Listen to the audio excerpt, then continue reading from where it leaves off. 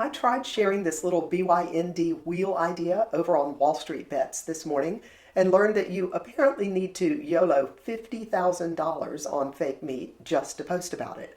I'm not doing that with my Roth IRA, so instead of wrestling with their mod bot, I'm going to walk you through the trade here, the same way I do with my bigger positions on NVIDIA, T-Row, and QQQ.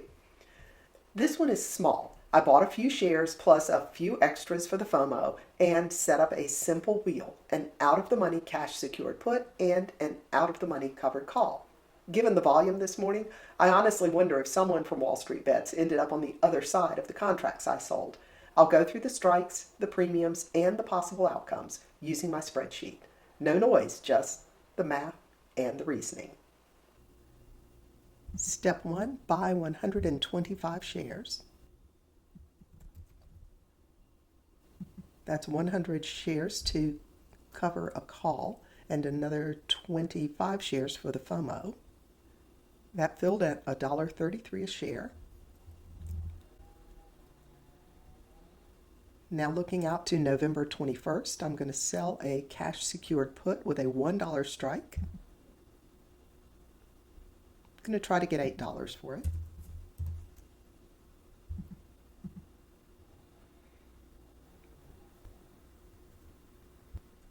And since it won't fill at 8, I'll lower my ask to 7.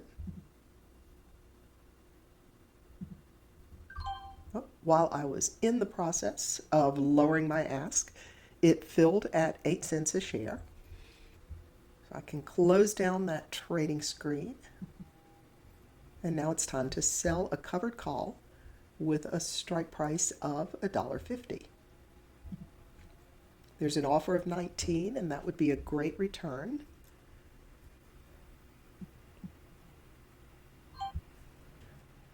Let's put all these on the spreadsheet and take a look at my potential profit and loss and break-even points.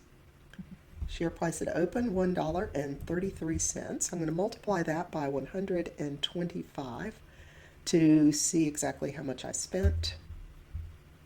$1.33 a share times 125 shares is $166.25. That's money coming out of my pocket, so I will enter a negative number here.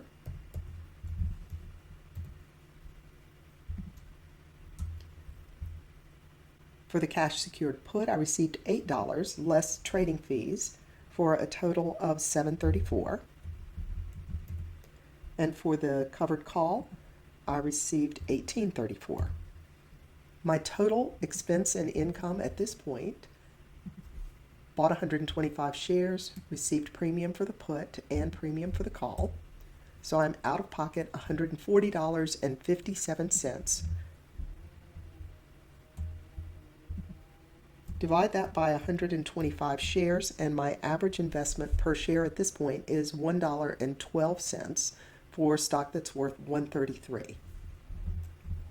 I'm using $100 to secure this put. A $7.34 return on $100 of capital is an annualized rate of return of 243%.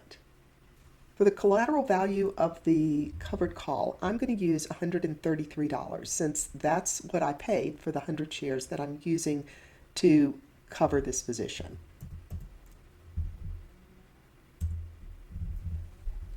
An $18.34 return on a $133 investment comes out to an annualized rate of return of 457%. Now let's see what could happen with some potential outcomes. I color my hypotheticals in a bright yellow highlighter so that I remember that these are not trades that have actually happened. On November 21st, one of three things will happen if I take no action. I will either be assigned to buy 100 shares and I will pay $100 for them, or $1 a share, or both of my positions will expire out of the money, or I will be assigned to sell 100 shares, receiving $150 for them. If the share price is below $1, let's say it's 90 cents, this will happen. If the share price is between $1 and $1.50, let's say it stays exactly where it is, this will happen. And if the share price is over $1.50, then this one will happen.